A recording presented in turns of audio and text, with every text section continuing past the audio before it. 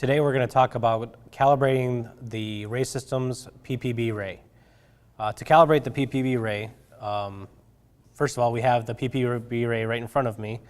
And what you need to calibrate the unit is you will need a cylinder of isobutylene as your standard gas that's recommended to calibrate with, a zero filter, the adapters for the zero filter, and you have a choice of either using a demand flow regulator or a preset 0.5, if you can zoom in. There's a flow rate that's preset at 0.5 liters per minute. And that is what matches the flow. The flow is about half a liter per minute out of the ppbRAE. Because it has a sample pump, you want to ensure that you either match the flow or you demand the flow out of the regulator based upon what the pump is currently drawing.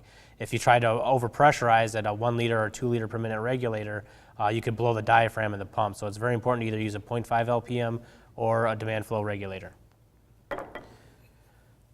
And then you also need your tubing to connect the sample to the unit. And what we're going to do first now is turn the instrument on and fresh air zero it.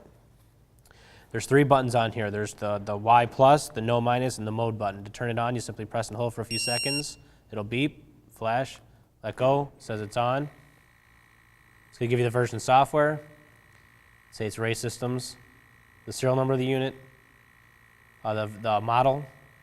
The operation mode is currently in survey mode, the date, the time,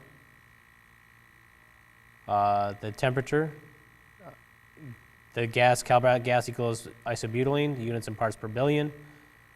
The alarm limits for that are set the high is 25, the low is 10, battery is 5.5, shutdown at 4.2.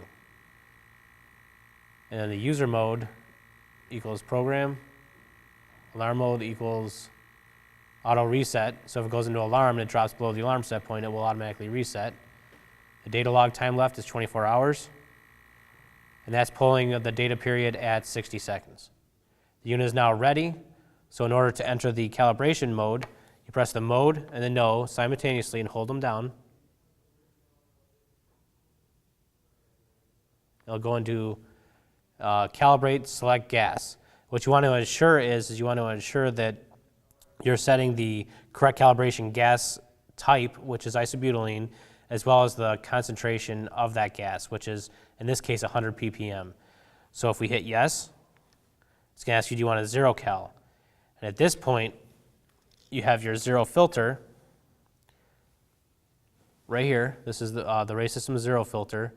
And this filter removes most heavy organic and inorganic compounds, but may not completely remove lighter compounds such as methane, propane, and CO. This allows for you to check off each time the filter is used, and you can use it up to 20 times. There are 20 check boxes. So after each use, you want to be able to check off the boxes, and once that's consumed, you replace the filter. So at this point, we're going to remove the cap on the one end.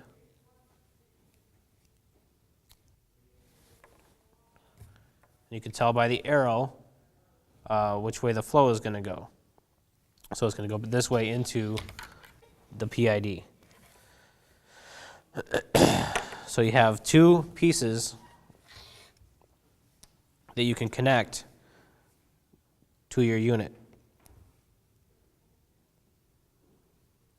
So you connect your tubing there.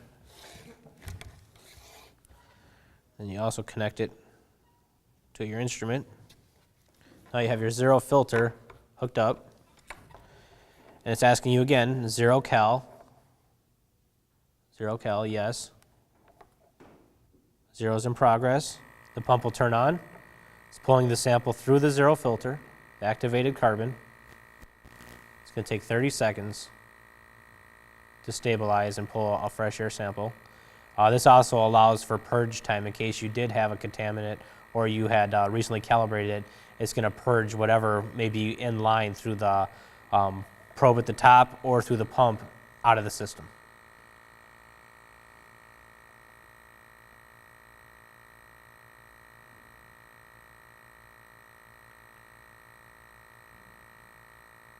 It's waiting. It's making sure that everything looks good. Everything passed. It's done. Now it's asking, do you want a span cal? At this point, we're going to go ahead and disconnect the zero filter. Set that aside. We're going to connect, at this point, since I have a demand flow regulator, that is highly recommended, so that way it matches whatever the flow of the pump happens to be currently at. You're not forcing 0.5 liters per minute in case it doesn't happen to be exactly that. This will exactly match the flow of the pump. So that if you have that, that is recommended. Connect my tubing.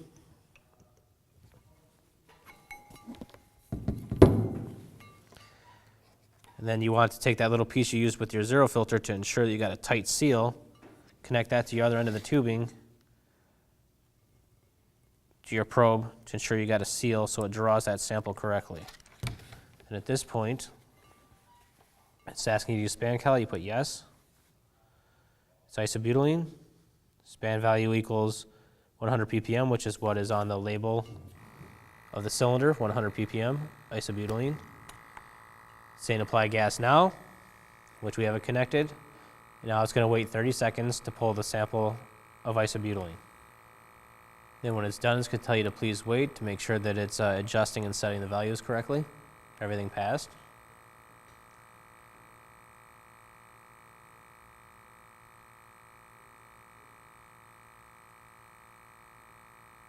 It'll tell you that it's done.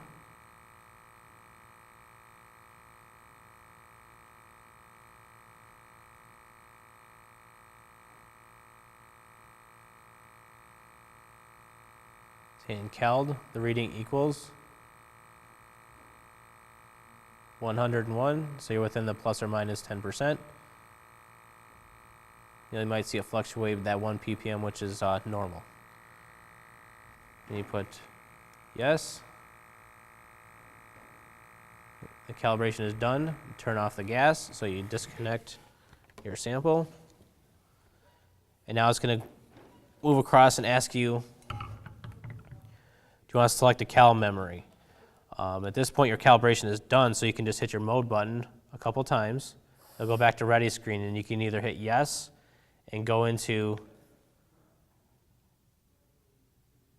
you can go into an area where your site ID is that you have programmed and continue to use it and monitor, or simply press and hold the mode button. It's going to say it off in 5, count down from 5 seconds.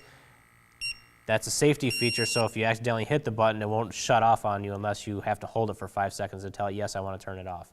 Unit is off, calibrated, and it is ready for use.